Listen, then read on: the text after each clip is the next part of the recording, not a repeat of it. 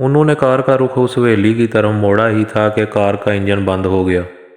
चारों ने ज़रूरी सामान के बैग्स लिए और कार को लॉक करके पैदल सफ़र शुरू कर दिया। रास्ते में एक बुज़ुर्ग ने उनसे इल्तिजा की कि 2 दिनों से मेरे यतीम पोते पोतियाँ भूखे हैं, उनको खाना खिला दो। हस्बे आदत दरवेश लाला के तीनों दोस्तों ने उस बुज़ुर्ग को खरी खरी सुनाना शुरू कर दी, लेकिन दरवेश लाला ने उनके रवैये की बुज़ुर्ग से माफ़ी भी मांगी और कुछ रकम उस बुज़ुर्ग के हवाले कर दी। बुज़ुर्ग लंबी उम्र की दुआएं देता हुआ रुखसत हो गया। हवेली का मेन गेट आ चुका था। हाथ लगाते ही चरचराहट की पुरस्रार आवाज़ के साथ गेट खुल गया। चारों दोस्त अंदर दाखिल हो गए। हवेली बिल्कुल खाली पड़ी थी। उन्होंने बहुत आवाज़ें दी, लेकिन कोई भी बाहर ना आया। रात के 11 बज चुके थे। भूख से चारों का बुरा हाल था। उन्होंने तैयार शुदा खानों के पैकेट निकाले, जूस का इस्तेमाल किया, फिर हवेली का जायज़ा लेना शुरू किया। हवेली में बिजली का निज़ाम तो ठीक था, लेकिन बिजली मौजूद नहीं थी। कुल 10 कमरे थे और कमरों के अंदर कमरे थे। पानी का इंतज़ाम था।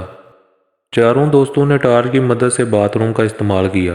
दरवेश लाला ने उन्हें तजवीज़ दी कि कमरों में लहदा रहने की बजाय इकट्ठे ही एक कमरे में या बरामदे में रात गुजार दी जाए तो ज़्यादा बेहतर है।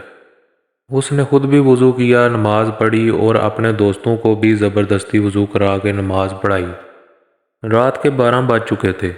दिन की थकान और खाना खाने के बाद वो मुतमिन होकर एक ही कमरे में सो गए। रात का 1 बज चुका था। असलम खान, करीम नवाज और सुल्तान महमूद बोल्ड होने के साथ साथ इंटरटेनमेंट और हल्ला गुल्ला के भी शौकीन थे। सुहाने सपने लिए वो सो चुके थे। दरवेश लाला भी कलाम इलाही का विर्द करते करते नींद की वादियों में जा चुका था। कमरे में मौजूद घड़ियाल ने मुतरन्नम आवाज़ में 3 बजे का ऐलान किया। कमरे में जलती बुझती रोशनियों ने एक दुशीज़ा का रूप धारा और उसने असलम खान को आराम से हिलाया तो असलम खान हड़बड़ा कर उठा। अब हवेली में बिजली आ चुकी थी। हर तरफ रोशनी फैली हुई थी। असलम खान ने खूबसूरत लड़की से पूछा, तू कौन है और इस हवेली में क्या कर रही है? लड़की ने अपनी शरारती आंखों से मसहूर कुन लहजे में कहा, मैं हवेली के चौकीदार की बेटी हूँ, तुमसे अकेले में कुछ बात करनी है। दोशीज़ा के पीछे असलम खान लट्टू हो चुका था। वो एक अंधेरे कमरे के नज़दीक पहुँच चुके थे। दोशीज़ा ने कहा, तुम अंदर चलो, मैं कब से तुम्हारे इंतज़ार में हूँ।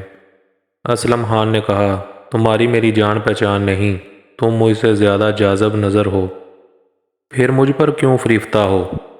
तो दोशीज़ा ने कहा, मेरा नाम परनीम गुल है, यही हवेली मेरा निशान है।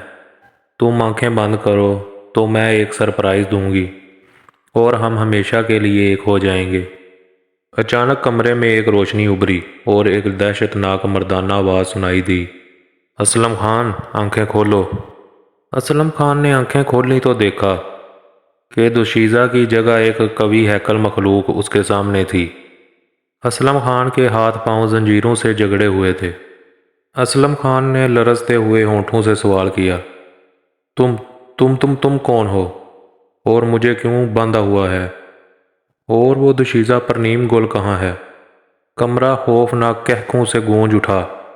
ओ बेवकूफ़, मैं इस हवेली का जिन हूँ।